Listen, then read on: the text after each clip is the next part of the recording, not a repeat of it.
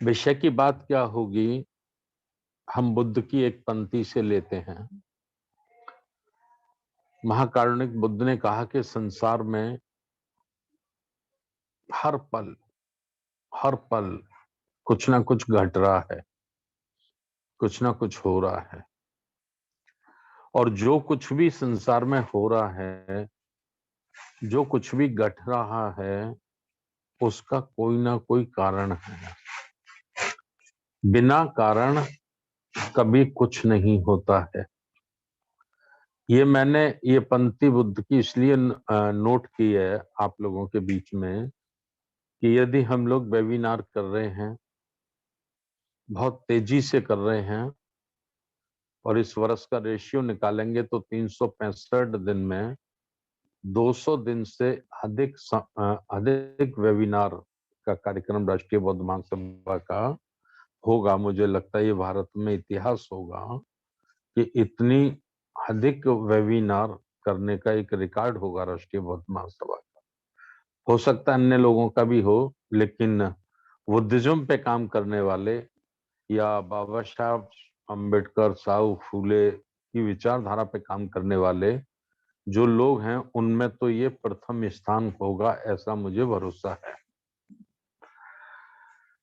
तो क्यों हम वेबिनार कर रहे हैं? जैसा मैंने कहा कि बुद्ध ने कहा कि संसार में कुछ भी होता है तो घटता है, कुछ भी तो उसका कारण होता है। हम लोग वेबिनार कर रहे हैं राष्ट्रीय बौद्ध महासभा के माध्यम से, जो 37 राज्यों को आगे रखकर या उन्हें टारगेट करके 768 जिलों को टारगेट करके जो बार बार हम लोग चर्चा करते हैं, उसका भी बहुत बड़ा कारण की कड़ी में जैसे मैं आपको बता दूं कि लोग चाहते हैं कि साहब भारत बौद्धमय होना चाहिए। अब प्रश्न ये खड़ा होता है कि भारत बौद्धमय होना चाहिए तो करेगा कौन? चाहत तो सबकी है कि भारत बौद्धमय होना चाहिए, चाहत सबकी है कि ब्राह्मणवादी व्यवस्था से मुक्त होना चाहिए, चाहत सबकी है कि बहुजन समाज को इस देश का हुक्मरान बनना चाहिए, चाहत सबकी है कि जो समाज में कुरीतियां हैं, बुराइयां हैं, वो खत्म होनी चाहिए। लेकिन इस सब का एक प्रश्न खड़ा होता है कि ये काम करेगा कौन? चाहत तो सबकी है, लेकिन कौन करेगा, ये प्रश्न खड़ा होता है। अब इस प्रश्न की पृष्ठभूमि में जब आप लोग जाएंगे तो कोई एक व्यक्ति इतने बड़े काम को नहीं कर सकता। कोई एक व्यक्ति के बस में नहीं है, उसकी ताकतों में नहीं है, उसकी शक्तियों में नहीं है कि वो इतना बड़ा काम कर दे। तो फिर ये इतना बड़ा काम होगा कैसे? तो इसका उपाय है, इसका एक उपाय है, और वो उपाय है संगठन। हम एक सोच के लोग, एक विचारधारा के लोग, एक जैसी बात चाहने वाले लोग यदि संगठित हो जाएं और संगठित होकर जो समस्याएं हैं उन समस्याओं का निदान खोजें, उसका मार्ग खोजें, तो निश्चित निश्चित रूप से ये संभव है। मार्ग भी संभव है, निदान भी संभव है। लेकिन एक व्यक्ति ये काम नहीं कर सकता जब तक कि इसके लिए एक संगठन नहीं होगा। एक जैसी विचारधारा के लोगों का, एक जैसा सोचने वाले लोगों का, एक जैसी चाहत रखने वालों का जब तक संगठन नहीं होगा, तब तक हम ये इतनी बड़ी समस्या से मुकाबला नहीं कर सकते हैं। और ये सोच मेरा नहीं है, धर्म प्रकाश भारतीय बौद्ध का नहीं है, ये सोच महाकारुणिक तथागत गौतम बुद्ध का। अगर ये सोच बुद्ध का नहीं था तो फिर उनको संघ बनाने की आवश्यकता नहीं थी। भिक्षु संघ का निर्माण क्यों करते? अगर अकेले ही कर सकते थे तो अकेले ही कर लेते, लेकिन उन्होंने जान लिया कि मैंने संसार को जान लिया है, मैंने संसार को, पूरे ब्रह्मांड को समझ लिया है, लेकिन इस सब के बाद भी मैं अकेला इस काम को नहीं कर सकता, मुझे मेरे जैसे लोगों का संगठन चाहिए। तो उन्होंने भिक्षु संघ का निर्माण किया। बाबा साहब डॉक्टर अंबेडकर जी ने भी अपने जीवन में कई संस्थाएं बनाई, उन्होंने भी समाज को बड़े पैमाने पर संगठित करने की कोशिश की, संगठन उनको बनाया। बाबा साहब के बाद मान्यवर काशीराम साहब ने अपने जीवन को शुरू ही वहां से किया। 28-29 वर्ष की उम्र में जब उन्होंने अपना गृह त्याग किया, 24 दिसंबर 1964 को, 12 दिसंबर 1964 को जब वो अपना गृह त्याग करके निकले, तो उन्होंने शुरू ही वहां से किया। उन्होंने एक डायरी ली, एक पेन ली, और एक डायरी, एक पेन, और SC ST OBC और माइनॉरिटीज के सरकारी कर्मचारी किस किस विभाग में कौन कौन काम करता है, उनका उन्होंने डायरी बनाना शुरू किया। जब इलेक्ट्रॉनिक कितनी बड़ी सुविधाएं हमारे पास नहीं थी, फेसबुक नहीं था, व्हाट्सएप नहीं था, जूम नहीं था, ये टेलीफोन भी नहीं था, ऑनलाइन टेलीफोन हुआ करता था, BSNL का हुआ करता था, और वो भी हजारों लाखों के बीच में किसी एक के घर में हुआ करता था। सबके पास नहीं था टेलीफोन, लेकिन कड़ी टू एक व्यक्ति से मिले तो एक व्यक्ति से 5 लोगों के नाम ले लिए उन्होंने, उनके दफ्तर का नाम ले लिया, उनके विभाग का नाम ले लिया, दूसरे 5 लोगों से मिले तो दूसरे 5 का ले लिया, तीसरे 5 से मिले तो तीसरे 5 का ले लिया, और 1978 आते आते उन्होंने लगभग 2000-3000 सरकारी कर्मचारियों से संपर्क स्थापित किया, और ये बड़ी मुश्किलों का उन्होंने मुकाबला किया। एक बार का पुराने बामसेफ के साथी जो बाबूलाल प्रधान जी उनसे जुड़े थे, वो हमको बताते थे कि साहब आगरा आ गए और 3 दिन आगरा रुके। अब हमने उनको हाथ जोड़कर कहा कि साहब आप अब जाइए, तो साहब ने कहा कि मैं ग्वालियर जाना चाहता हूँ, लेकिन मेरे पास ट्रेन के किराए के लिए पैसे नहीं, ट्रेन के किराए के लिए पैसे नहीं हैं। तो उस वक्त 5-6 लोगों ने 2-2 रुपए इकट्ठा किए और साहब को 10-12 रुपए दिए। वो 10-12 रुपए से जनरल का उन्होंने टिकट लिया, जनरल के डब्बे में बैठे, और साहब हमेशा जेब में चने रखते थे। जब कहीं उनको खाना वगैरह नहीं मिल पाता था तो चने खा के पानी पी लेते थे। तो फिर ग्वालियर गए, ग्वालियर 2-3 दिन रुके, सरकारी कर्मचारियों से मिले, उनके दफ्तर में मिलते थे। लंच का टाइम 12-1 बजे 2 बजे होता था, तब तक किसी चाय वाले की दुकान पे बैठे रहते थे, और जब लंच का टाइम हो जाता था तब सरकारी कर्मचारी उनसे मिलता था।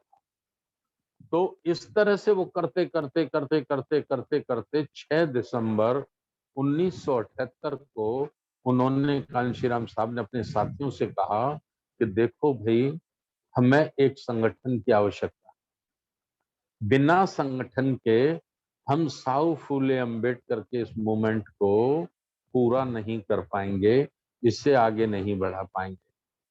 तो 6 दिसंबर 1978 को उन्होंने बाम सेफ नाम का संगठन बनाया, SC ST OBC minorities federation उन्होंने गठन किया। ये बात मैं इसलिए बता रहा हूं कि हम लोग जो काम कर रहे हैं, आप लोग जो काम कर रहे हैं, ये कोई नया काम नहीं है। हम जिन्हें अपना आइडियल समझते हैं, जिनको हम अपना मसीहा समझते हैं, तो उनके जीवन का भी हमको अध्ययन करना चाहिए कि उन्होंने किन परिस्थितियों में कैसे इस काम को किया। तो संगठन बनाया, अब संगठन बनाकर उनको पैसा मिलना शुरू हो गया। तो आर्थिक जो परेशानी मान्यवर साहब के सामने थी, वो काफी हद तक खत्म हो गई। यानी दिल्ली का ऑफिस चलाने के लिए और उनके किराए के लिए उनको पैसा सरकारी कर्मचारियों से मिलना शुरू हो गया। जब उनको पैसा मिलना शुरू हो गया तो साहब ने ये महसूस किया कि हमें हमारा अपना एक पत्र भी निकालना चाहिए जो जो समाज तक मैसेज पहुंचाए। तो महापुरुषों का जो मैसेज है उसको भी हमको पहुंचाना चाहिए। तो साहब ने फिर बहुजन संगठक यानी बहुजन समाज को कैसे संगठित किया जाए, तो अखबार का नाम ही उन्होंने बहुजन संगठक रखा। उस पेपर का काम था संगठन करना। तो उसके माध्यम से उन्होंने, चूंकि मैं ये मोबाइल हाथ में पकड़ के कर रहा हूँ मीटिंग, तो इधर-उधर हिल जाता हूँ। तो वो किया। उसको करने के बाद अब कांशीराम साहब ने ये सोचा कि भाई सरकारी कर्मचारी तो ये सर्विस रूल्स में बंधे हुए लोग हैं। ये मुझे पर्दे के पीछे से तो सपोर्ट कर सकते हैं, लेकिन सड़कों पे भी हमें निकलना होगा। बिना सड़कों के निकले हम ये काम नहीं कर पाएंगे। तो फिर उन्होंने 6 दिसंबर 1982 को उन्होंने DS4 बनाया। 6 दिसंबर चूंकि बाबा साहब का परिनिर्वाण दिवस होता है, तो उसी मौके पर उन्होंने DS4 बनाया। और DS4 बनाकर उन्होंने अपने साथियों को बोला कि भाई आप 200-200 किलोमीटर के एरिया में साइकिल चलाओ और साइकिल चला के प्रचार करो। और उन्होंने नारे तैयार कर लिए थे, जो जमीन सरकारी है वो जमीन हमारी है, और जो अ, संविधान का नारा, जाति तोड़ो समाज जोड़ो, इस तरह के उन्होंने स्लोगन तैयार कर दिए। तो ये काम जब उन्होंने शुरू किया तो माननीय काशीराम साहब हमको बता रहे थे, एक बार दिल्ली में हम लोग बैठे थे, 2.5-3 घंटे तक साहब बहुत खुश थे, बड़ा हंस-हंस के बता रहे थे कि मैं लोगों को सलाह देता था कि भई आप बाइसिकल निकालो, 200 किलोमीटर नहीं चला सकते हो, तो 50-50 किलोमीटर चलाओ, 10 लोगों की टीम बना लो, DS4 का नारा है, सारा देश हमारा है, ब्राह्मण बनिया ठाकुर छोड़ बाकी सब DS4। तो इस किस्म की, तो कोई मेरी बात नहीं मानता था, कोई मेरी बात नहीं मानता था। तो मैंने एक दिन सोचा, कांशीराम तुम अपने लोगों को साइकिल चलाने की कहते हो और ये इस कान से सुनते हैं, उस कान से निकाल देते हैं, तो कारण क्या है? ये तेरी बात क्यों नहीं मानते? तो मैंने सोचा कि ये मेरी बात इसलिए नहीं मानते कि मैं तो कार से चलता हूँ और इनको साइकिल चलाने के लिए कहता हूँ। तो मैं कार से चलता हूँ और अपने साथियों को साइकिल चलाने के लिए बोलता हूँ, तो ये मेरी सलाह को नहीं मानते हैं, क्योंकि मैं इनको सूखी सलाह दे रहा हूँ। तो मैंने सोचा कांशीराम अब इस सलाह को गीला करो। गीला करो मतलब तुम साइकिल चलाओ, और जब तुम साइकिल चलाओगे तो फिर ये लोग भी साइकिल चलाएंगे। तो 1982 में मान्यवर काशीराम साहब ने साइकिल पकड़ी और 4200 किलोमीटर 4200 किलोमीटर साइकिल भारत के कोने-कोने में कांशीराम साहब। और जब वो निकले तो हजारों का कारवां उनके साथ बनता गया, बनता गया, बनता गया, बनता गया, बनता एक संगठन, एक संगठन खड़ा किया। और पहला उन्होंने, अब उन्होंने कहा कि पॉलिटिकल में हमको एक्सपेरिमेंट करना चाहिए। ये देखना चाहिए कि राजनीति में क्या हम समाज को खड़ा कर सकते हैं, तैयार कर सकते हैं। तो पहला चुनाव उन्होंने कारपोरेशन का हरियाणा में लड़ा। ये नगर पालिकाएं जो होती हैं, सभासद वार्ड का होता है ये चुनाव, हरियाणा में लड़ा। तो उनको कई सीटों पर बहुत अच्छे वोट पड़ गए, बहुत बहुत अच्छे वोट पड़ गए। तो कांशीराम साहब को लगा कि राजनीति में अगर समाज को खड़ा किया जाए, उसको दिशा दी जाए, तो हम इस देश की हुकूमत अपने हाथ में ले सकते हैं, और ये कोई बहुत ज्यादा मुश्किल नहीं। लेकिन ये काम केवल दलितों के भरोसे नहीं हो सकता, क्योंकि DS4 जो बना था वो दलित शोषित समाज संघर्ष समिति की फुल फॉर्म थी DS4। तो DS4 केवल दलितों के माध्यम से हम संगठन तो चला सकते हैं, लेकिन सरकार नहीं बना सकते, MLA MP नहीं बना सकते। तो इसके लिए हमें क्या करना होगा? तो फिर बुद्ध का श्लोकन मान्यवर काशीराम साहब के संज्ञान में आया कि बुद्ध ने श्लोकन दिया था अपने मूवमेंट में, बहुजन हिताय बहुजन सुखाय लोकानुकंपाय। तो कांशीराम साहब ने फिर बहुजन बनाया, SC ST OBC और धार्मिक रूप से जो अल्पसंख्यक थे, मुस्लिम सिख बौद्ध पारसी ईसाई, उनको मिला के जो प्राचीन काल के मूल निवासी हैं, तो उनको मिला के तो फिर उन्होंने बहुजन समाज पार्टी 14 अप्रैल 1984 को बहुजन समाज पार्टी का गठन उन्होंने कर दिया। मैं संगठन मान्यवर काशीराम साहब के जीवन की कोई कथा नहीं सुना रहा हूं आपको, मैं संगठन का एक महत्व बता रहा हूं कि देखिए कैसे कैसे मान्यवर साहब ने, जो हमारे महापुरुष थे बुद्ध, साहू, पेरियार, फूले, बाबा साहब, उनके मूवमेंट को कैसे संगठित उन्होंने किया। तो पहला चुनाव पहला चुनाव 1985 में लोकसभा का लगभग 540 सीटों पर बहुजन समाज पार्टी चुनाव लड़ी। ये बड़ी उपलब्धि थी। 540 सीटों पर 545 सीटों पर चुनाव लड़ना, कैंडिडेट खड़ा करना, ये बहुजन समाज पार्टी की पहली उपलब्धि थी।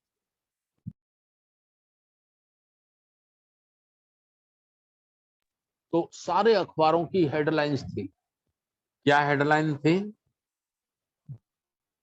बसपा के सभी प्रत्याशियों की जमानतें जब्त। बसपा के सभी प्रत्याशियों की जमानतें जब्त। अब हम आगरा के लोगों को सामने बुलाया चुनाव के बाद। हम तो अच्छा वोट पाए थे। हमें पहले चुनाव में ही आगरा शहर की सीट पे हमको 35,000 वोट पड़ा था, और आगरा से जो सटी हुई सीट है हमारी ग्रामीण की, उस पे हमको 85,000 वोट पड़ा था। पहले चुनाव में ही हम बहुत अच्छा वोट पाए थे। भारत सिंह बघेल लड़े थे, तो उनको 85,000 वोट पड़ा था, और मास्टर मान सिंह लड़े थे, उनको 35,000 वोट पड़ा था, अच्छा वोट पड़ा था। तो हम लोग गए तो बड़े डरते डरते गए। मैं तो बहुत बच्चा सा था उस समय, बामसेफ के साथियों की टीम में वो मुझे भी साथ ले जाया करते थे हमेशा, और मेरी भी चाहत रहती थी कि मुझे जाना चाहिए। तो जब हम लोग गए तो साहब बड़े खुश थे, बनियान सैंडो बनियान पहन के बैठे थे कुर्सी के ऊपर, लुंगी लगा के, बड़े खुश थे, हंस रहे थे। अब हमने साहब का चेहरा देखा, हमने कहा हमारे सारे प्रत्याशियों की जमानतें जब्त हो गई हैं, हम इतने दुखी हैं, हमको इतनी तकलीफ है, और साहब तो पूरा मूवमेंट चला रहे हैं, लेकिन साहब बड़े खुश हैं, साहब को कोई दुख नहीं है। खैर, जब हम लोग बैठ गए तो साहब 1 घंटे तक हमको बातें बताते रहे, पंजाब की, कभी कहीं की, कभी कहीं की, हंसाते रहे, बहुत हंसाते थे, चुटकुले लेते थे, बहुत मजाक भी करते थे, और हंसाकर बोले कि देखो भाई, मैंने आप लोगों को इसलिए बुलाया है कि मुझे उम्मीद नहीं थी कि इतनी बड़ी कामयाबी हमको पहले चुनाव में मिल जाएगी। अब जस्ट पैटर्न उल्टा हो गया हमारे दिमाग। हमने क्या, सारे प्रत्याशियों की जमानत जब्त हो गई है, और साहब कह रहे हैं कि मुझे उम्मीद नहीं थी कि पहले चुनाव में हमको इतनी कामयाबी मिलेगी। बड़ा ध्यान लगा के हम सुने। साहब ने कहा मैंने ये सोचा था कि पहले चुनाव में हमको 1% वोट पड़ जाएगा तो हमारा रजिस्ट्रेशन हो जाएगा, राष्ट्रीय बौद्ध महासभा रजिस्टर्ड हो जा sorry Bahujan Samaj party registered हो जाएगी। लेकिन चुनाव आयोग ने जो रिजल्ट घोषित किया है तो उसमें तो हमको 2% वोट पड़ा है, 2 पॉइंट कुछ परसेंट पड़ा है, 2% से भी ज्यादा पड़ा है, 4-5 पॉइंट। देखिए, मतलब साहब का सोचना। तो अभी क्या लगता है, साहब के शब्द थे, अभी क्या लगता है कि हम लोग प्लानिंग बना के मूवमेंट चलाएं तो हम 1990 तक 15 वर्षों में हम इस देश पे शासन कर सकते हैं, सेंटर में हमारी गवर्नमेंट हो सकती है। तो हमें करना क्या होगा? तो साहब ने बताया कि हमें अल्पजन से बहुजन बनाना होगा। वैसे तो 6,743 जातियां हैं, लेकिन हम 6,743 जातियां अगर ना इकट्ठा कर पाए हैं तो हम कम से कम 6-7 जातियों को ही इकट्ठा कर लें तो भी हम सरकार बनाने की ताकत पैदा कर लेंगे। तो फिर साहब ने ओबीसी को तैयार करने के लिए मंडल आयोग शुरू किया। मंडल आयोग लागू करो वरना कुर्सी खाली करो, जिसकी जितनी संख्या भारी उसकी उतनी हिस्सेदारी। ये नारा जाति तोड़ो समाज जोड़ो आंदोलन ये सब चला है। ये बातें मैंने इसलिए बताई हैं कि अधिकांश साथी राष्ट्रीय बौद्ध महासभा में भी बहुजन समाज पार्टी के हैं और पुराने साथी जो हैं उनकी मेमोरी को मैंने ताजा किया है।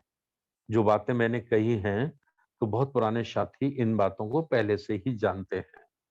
तो राष्ट्रीय बौद्ध महासभा को हम लोग जो संचालित कर रहे हैं उसको जो चला रहे हैं तो ठीक मान्यवर काशीराम साहब के से प्रेरणा लेकर और क्या क्या अच्छा हो सकता है, कितना अच्छा हो सकता है, तो वो हम ये सब करने की कोशिश कर रहे हैं।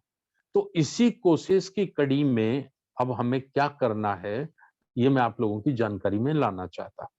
ये सामान्य चर्चा का एक भाग, एक चैप्टर मैंने आपके बीच में पूरा किया है कि काम कैसे करना होता है और ये हम अपने से जो हमारे महापुरुष रहे हैं उनसे हम ये प्रेरणा ले सकते हैं। ठीक है, तो ऐसा नहीं था, उसका रिजल्ट भी आया बड़ा। मैं आपको बता दूं, एक बार आपकी नॉलेज में डाल दूं, मध्य प्रदेश उत्तर प्रदेश से आगे था। जब उत्तर प्रदेश में 9% वोट पड़े थे तब मध्य प्रदेश में 12% वोट पड़े थे। कांशीराम साहब कहते थे जब हम लोगों को बुलाते थे कि यूपी से पहले मैं आपको मध्य प्रदेश में सरकार दूंगा। ठीक, जम्मू कश्मीर में हमको 6.5% वोट पड़े थे और 4 विधायक जीते थे। वहां की मान्यता से राष्ट्रीय पार्टी बनी थी। मैं ये आपको उपलब्धि बता रहा हूँ मान्यवर साहब के संघर्ष की। हरियाणा में हमारे अमल कुमार नागरा सांसद बने थे। पंजाब से 3 सांसद बने थे हमारे, हरभजन लाखा बने थे, एक और बने थे जो प्रदेश के अध्यक्ष थे उस वक्त, मान्यवर काशीराम साहब जीत के आए थे। ठीक, मध्य प्रदेश से भी हमारे 2 सांसद बने थे, रीवा से और सतना से, बुद्धसेन पटेल, भीमसेन पटेल और सुखलाल कुशवाहा। ठीक, कर्नाटका से भी हमारे 2 विधायक बने थे, छत्तीसगढ़ से भी हमारे विधायक बने थे, आंध्र प्रदेश से भी हमारे विधायक बने थे। यानी 14 राज्यों में हमारे विधायक और सांसद चुनाव जीते थे, उत्तराखंड से भी जीते थे। तो ये बातें मैं इसलिए कह रहा हूं कि प्लानिंग बना के यदि काम किया जाएगा, योजना बना के अगर काम किया जाएगा तो निश्चित रूप से रिजल्ट आएगा और मेहनत लगेगी। मेहनत लगेगी। तैरने का मजा लेना चाहते हो, जैसे कोई समुद्र होता है या बड़ा तालाब होता है या स्विमिंग पूल होता है, वहां किसी को कोई तैरता हुआ देखता है तो उसके मन में उमंग उठती है कि यार मैं भी ऐसा तैरूंगा, मैं भी पानी में दौड़ तैरता हुआ जाऊंगा, मैं भी ये करूंगा। लेकिन डूबने का रिस्क लेना नहीं चाहता। तैरने का मजा तो लेना चाहता है, लेकिन डूबने का रिस्क नहीं लेना चाहता। और यदि डूबने का रिस्क नहीं ले सकते हो तो तैरने का मजा भी जीवन में कभी नहीं ले सकते हो। जो डूबने का रिस्क लेता है, जो पानी के अंदर डुबकी लगाने का रिस्क लेता है, वही तैरने का मजा लेता है। ये बात मैं इसलिए कह रहा हूं कि हम समय देना नहीं चाहते, हम पैसा देना नहीं चाहते, हम श्रमदान करना नहीं चाहते, हम अपने रिश्तेदारों को तैयार करना नहीं चाहते, हम अपने परिवार को तैयार नहीं करना चाहते, हम अपने समाज को तैयार नहीं करना चाहते, और बस चाहते हैं कि भारत बुद्धमय हो जाए। बस हम चाहते हैं कि अंधविश्वास खत्म हो जाए। हम चाहते हैं ब्राह्मणवादी षड्यंत्र से, उस चक्रव्यूह से हमारा समाज निकल जाए। कैसे निकलेगा भाई? कौन सा अल्लाह दीन का चिराग है जिसके माध्यम से आप ऐसा कर पाओगे? अगर ये वास्तव में दिल से चाहते हो, दिल की तमन्ना है, दिल में चाहत है, तो डूबने का रिस्क लेना होगा, निकलना पड़ेगा घरों से। काशीराम साहब ने दिया था ना एक नारा, निकलो बाहर मकानों से, जंग लड़ो बेईमानों से। निकलना पड़ेगा, पैसा भी देना पड़ेगा, समय भी देना पड़ेगा, और हो सकता है कहीं अपमान भी सहना पड़ेगा। सहना पड़ेगा अपमान। कोई साथी आपका, कोई दोस्त मित्र कल तक आपकी बहुत इज्जत करता है, लेकिन आपने उससे 2 बार 3 बार पैसे मांग लिए तो वो कहेगा यार ये क्या धंधा उठा लिया है, साला बेईमानी करने लगे हो, चंदे का धंधा उठा लिया है। इस किस्म का अपमान भी सहना पड़ेगा। इसीलिए बाबा साहब डॉक्टर अम्बेडकर ने कहा था, हजारों वर्षों से अपमानित समाज को यदि सम्मान दिलाना है तो हृदय विदारक अपमानों का सामना करना पड़ेगा।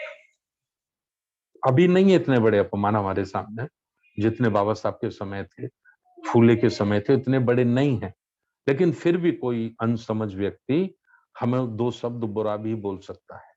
मुझे तो बहुत बोले गए, जैसा मास्टर बादल सिंह बहुत सब बता रहे थे, हमारी तो कई जगह सटे फाड़ दी गई, कॉलर फाड़ दी गई, बहुत गंदी गंदी गालियां देते थे लोग। लेकिन हमारे दिमाग में ये बात बैठ गई थी कि अज्ञानी समाज को ज्ञानवान बनाना है, पीड़ित समाज को हुक्मरान बनाना है, तो ये सब बेटा सहना ही पड़ेगा, इसके बगैर कोई दूसरा रास्ता है नहीं। तो ये बातें मैंने आप लोगों के बीच में रखी हैं। करना क्या है? बौद्ध गया का जो प्रोग्राम है, वहां हमको क्वांटिटी नहीं चाहिए, अर्थात भीड़ नहीं चाहिए, क्वालिटी चाहिए। क्वालिटी इसलिए ये 370 लोगों की जो लिस्ट बनाई गई है, ये 370 लोगों की जो लिस्ट आप लोगों के बीच में है, वो है एक राज्य को कितने लोग तैयार करने के लिए लीडर बनाने हैं। मध्य प्रदेश को तैयार करने के लिए हमको 20 लीडर तैयार करने हैं, 10 संभाग से 2-2 लीडर तैयार करने हैं। उत्तर प्रदेश से, चूंकि वहां 18 मंडल हैं, तो हमको 40 लोग तैयार करने हैं, 36 लोग एक मंडल से 2 लोग। राजस्थान में 6 मंडल हैं, तो वहां हमको 12 लोग तैयार करने हैं। इसी तरह से इसी तरह से ये लिस्ट बनाई गई है।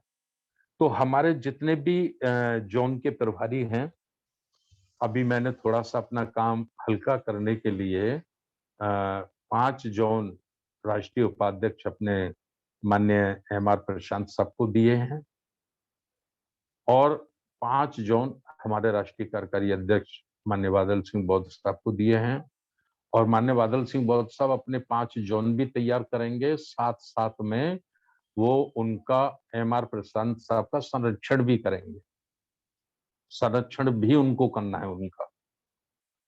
और बाकी हमने 10 महासचिव बनाए हैं, 10म सचिव बना रहे हैं। ये दो साथी अपने अपने जोन को तैयार करेंगे। एक जोन में किसी में 3 राज्य हैं, किसी में 2 राज्य हैं, किसी में छोटे छोटे राज्य हैं तो वो 5 राज्य हैं।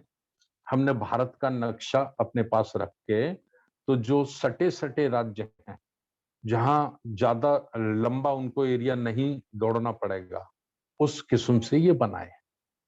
तो जो लिस्ट आपको व्हाट्सएप पे भी डाल दी गई है, व्हाट्सएप पे डाल दी गई है।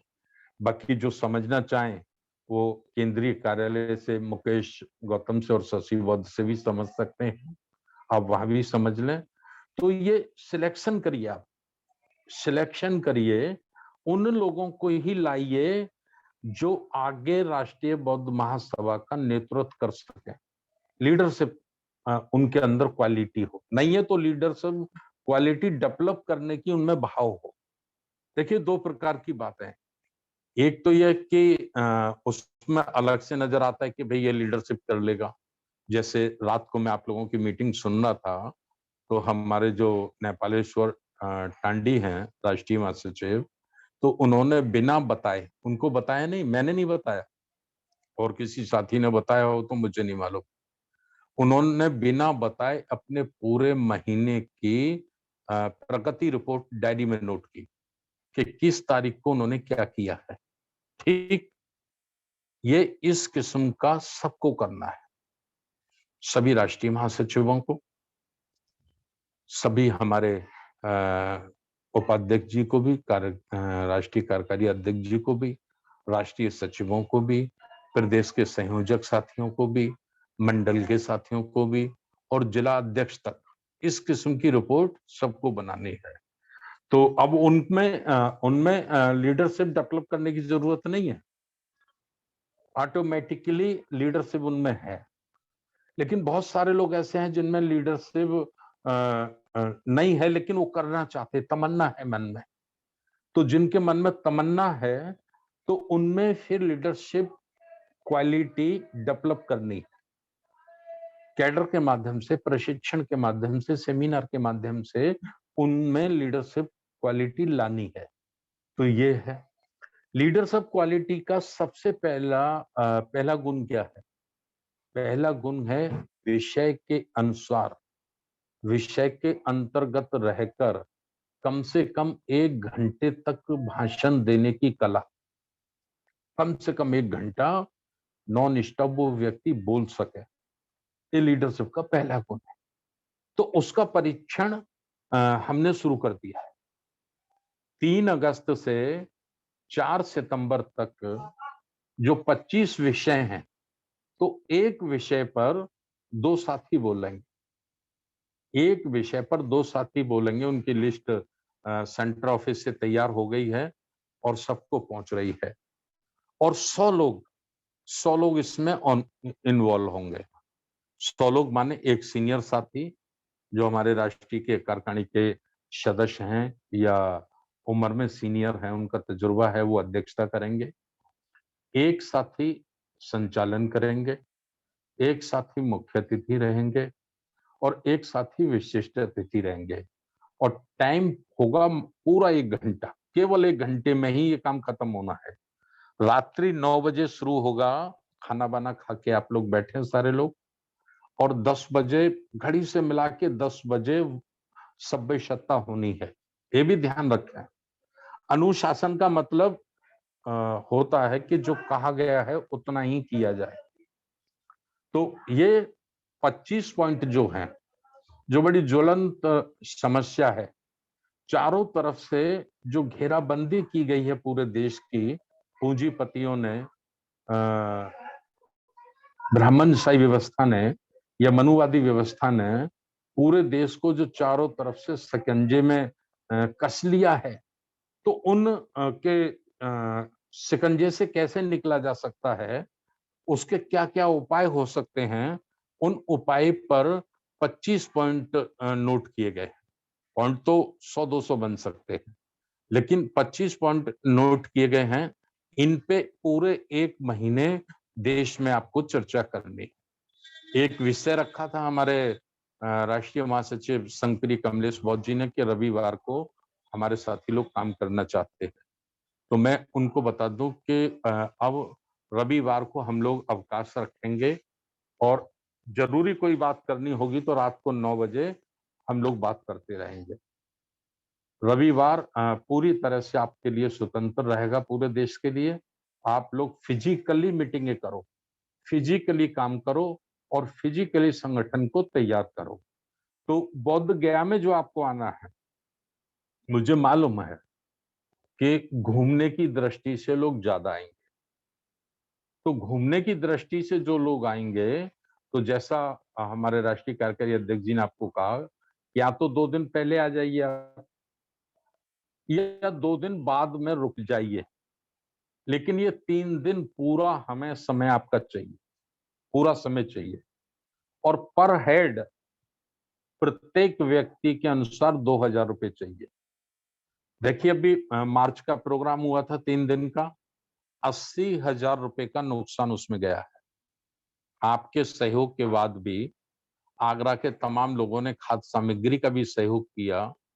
लगभग 24,000 रुपए आगरा के लोगों ने अलग से दिए। उसके बाद भी 80,000 रुपए का नुकसान है। अभी 10 दिन भिक्षुणी प्रशिक्षण शिविर चला है, उसमें हमारे 4-5 साथियों ने मदद की है। 10,000 की मदद आदरणीय रजनी नागरे ताई जी ने की है। 1,000 की मास्टर बादल सिंह बौद्ध साहब ने की है। 1,000 की दिल्ली से योगेश गौतम साहब ने की है। 500 रुपए की शायद शिरडी गौतम साहब ने की है और 3-4 साथियों ने और मदद की है। बस, ठीक है? 12-14 हजार रुपए की मदद आगरा के साथियों ने की है। इसके बाद 38 और 40,000 रुपए के नुकसान में अभी ये कार्यक्रम गया है। तो ये सब नहीं चल पाएगा।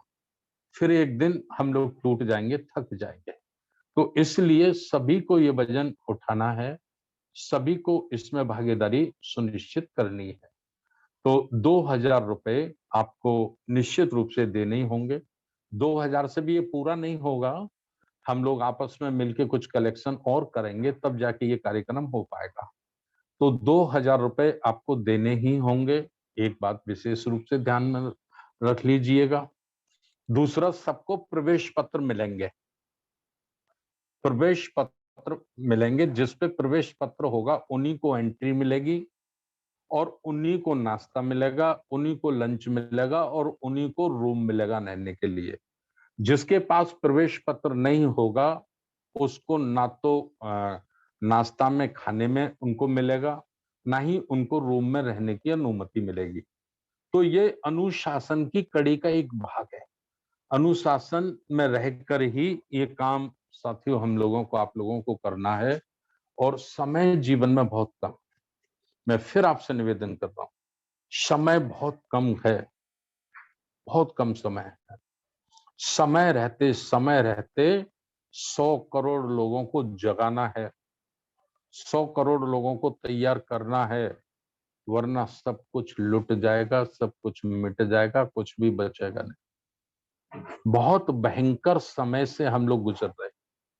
आज भारत में इस देश का बहुजन समाज बड़े षड्यंत्र का शिकार हो रहा है। ये महंगाई एक षड्यंत्र है, पूंजीवाद को बढ़ावा एक षड्यंत्र है, ये लोकतंत्र को खत्म करने का एक षड्यंत्र है, ये संविधान को खत्म करने का एक षड्यंत्र है और इसे कोई मामूली लोग नहीं समझ सकते। जिनका आईक्यू, जिनकी बुद्धि का वॉल्यूम 20-25 पॉइंट पे काम करता है, वही लोग इसको समझ सकते हैं, इस षड्यंत्र को दूसरे लोग नहीं समझ सकते। तो ये मेरा आप लोगों से पुनः एक बार निवेदन है। और 27 सितंबर को एक-एक दिन का धरना प्रदर्शन प्रत्येक जिले पे होगा, परमिशन लेके होगा। अभी से आप जिले का अध्यक्ष, जिले का संयोजक बना दीजिए।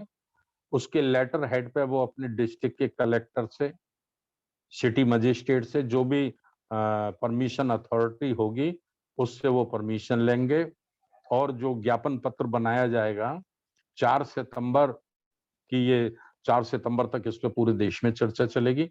चर्चा के बाद हम इसका ज्ञापन पत्र तैयार कर देंगे। तो आपको 100-100, 200-200, 500-500 लोगों को लेकर एक दिन का धरना प्रदर्शन ये करना है 27 सितंबर सोमवार का दिन। ठीक है, ये एक बड़ा काम है जिस पे आपको ध्यान देना है। और उसके बाद हम फिजिकली संगति करेंगे सारे लोग बुद्ध गया में। हम लोग बुद्ध गया में मिलेंगे और एक दूसरे से परिचित होंगे। बहुत बहुत धन्यवाद, आप लोगों ने मेरी बात को बड़ा शांति से सुना है, धैर्य से सुना है। और मैं ये निवेदन करना चाहता हूँ कि इस पे अमल भी करना है। समय बहुत कम है, काम बहुत ज्यादा है। यदि समय रहते हमने समय की इज्जत कर ली तो ये समय हमें इस देश का शासक बना देगा, बौद्धमय भारत बना देगा, प्रबुद्ध भारत बना देगा, अखंड भारत बना देगा, अशोक सम्राट के सपनों का भारत बना देगा।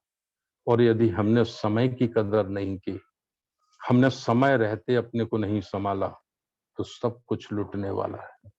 ये मेरा बड़ा गंभीर निवेदन है आपसे, बड़ा गहरा अनुरोध है। इस सबको आप लोग समझिए। बहुत बहुत धन्यवाद पुनः एक बार सभी का और आभार। जय भीम, नमो बुद्धाय।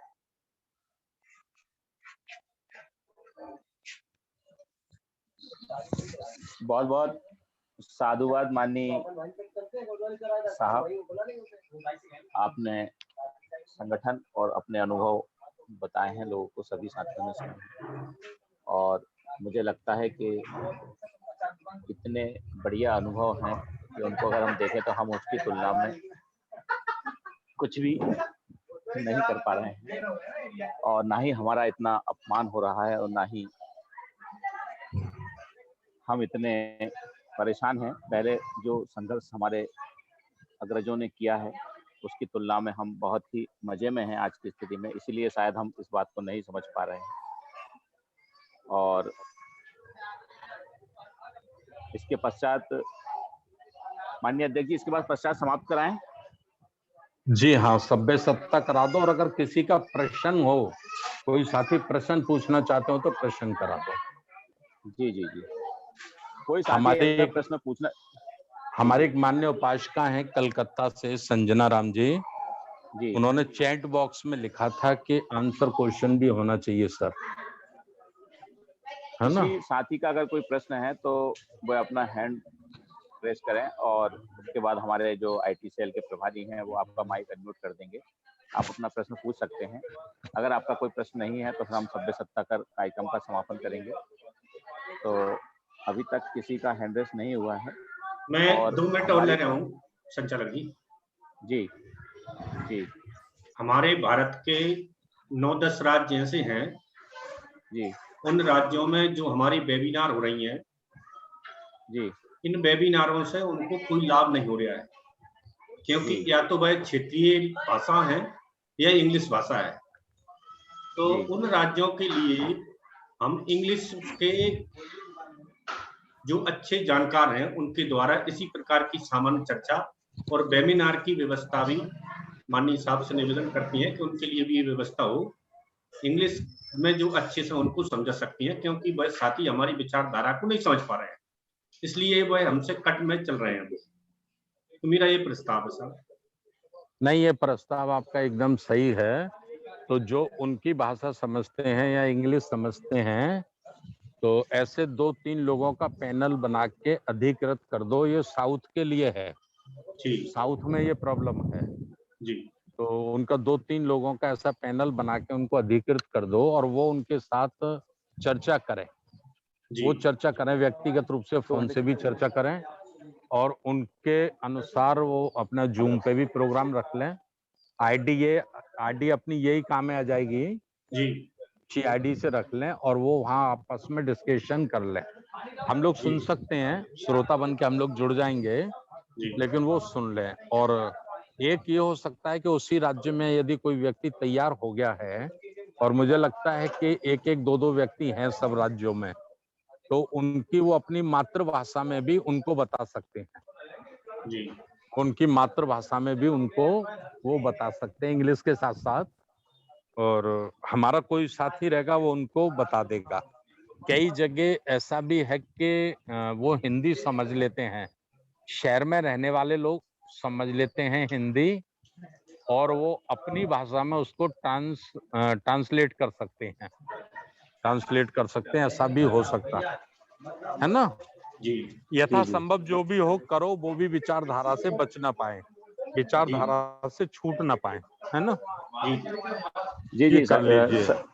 बहुत बहुत संजना साधुवाद राम सर। जी से आप पूछ लीजिए, हमारी जो आदरणीय उपासिका हैं कलकत्ता से, संजना बौद्ध जी, अगर वो जुड़ी हो तो उनसे ही पूछ लीजिए, कोई प्रश्न वगैरह उनका हो।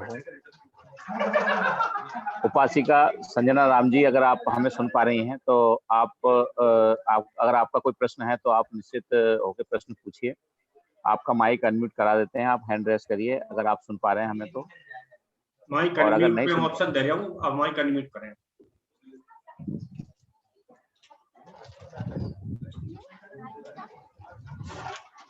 जी आपका माइक अनम्यूट कर दिया गया है, आप अपनी बात रख सकते हैं माननीय संजना राम जी।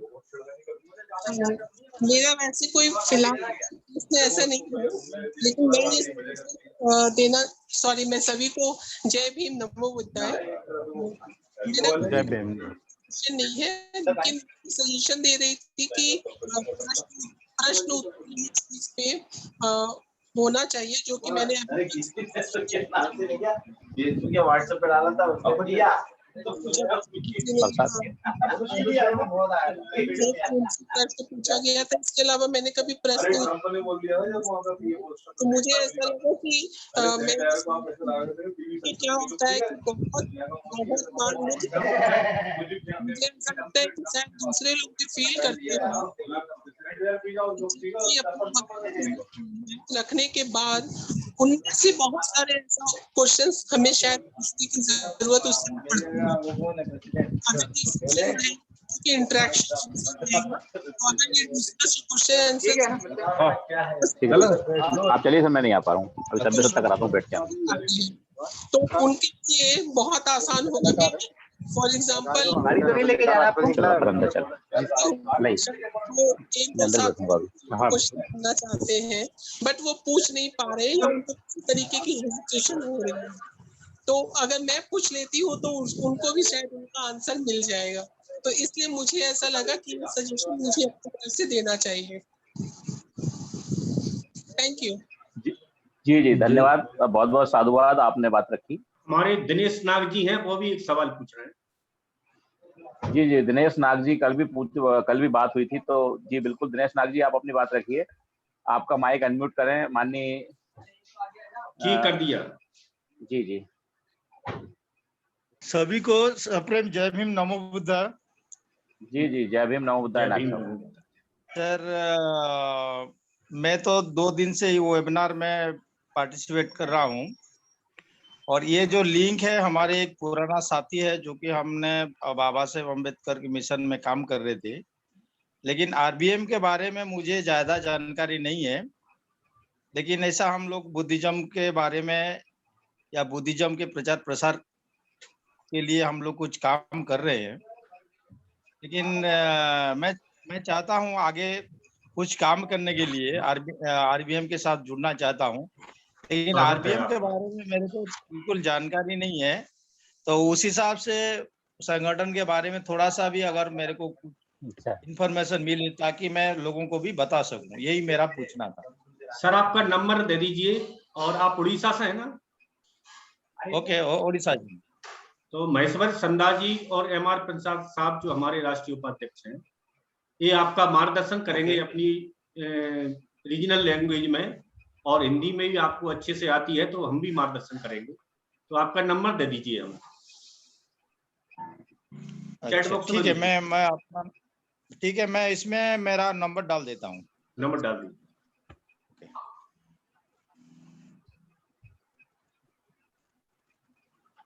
और कोई साथी?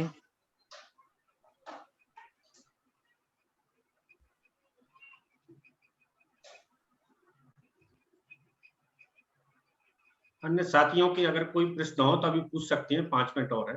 5 मिनट बाद फिर हम कार्यक्रम के समापन हेतु जो मंगल गाथा है उससे खत्म करेंगे। अपना चैट बॉक्स में नंबर लिख देंगे नाथ साहब। हाँ, लिख दिया सर जी। सर ये मेरा व्हाट्सएप नंबर भी है जी जी। सर। कोई साथी अपनी बात रखना चाह रहे हैं क्या?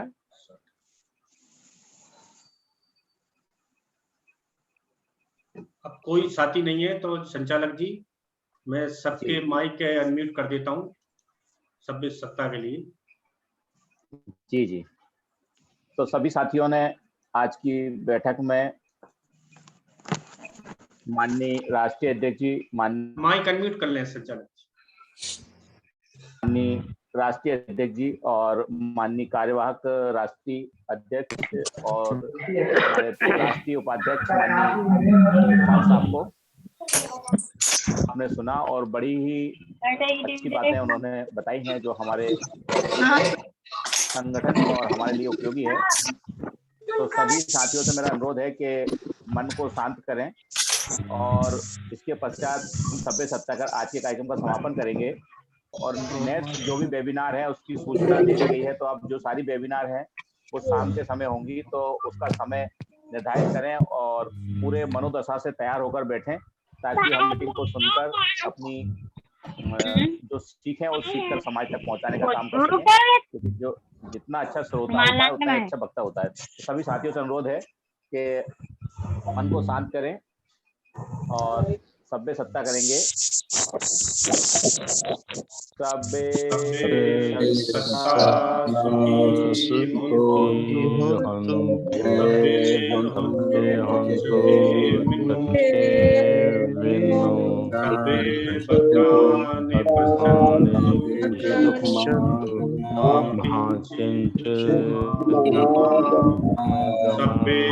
सत्ता सुखी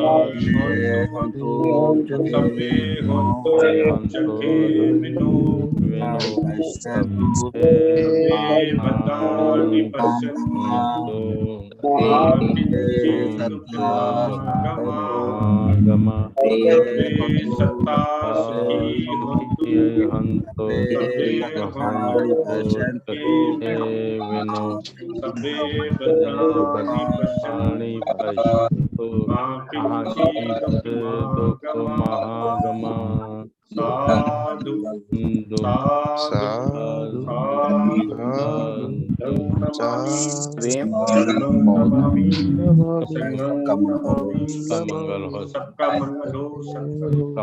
साथियों को नमो बुद्धाय जय भीम। आज के वेबिनार के समापन की घोषणा की जाती है। सादर नमो बुद्धाय जय भीम।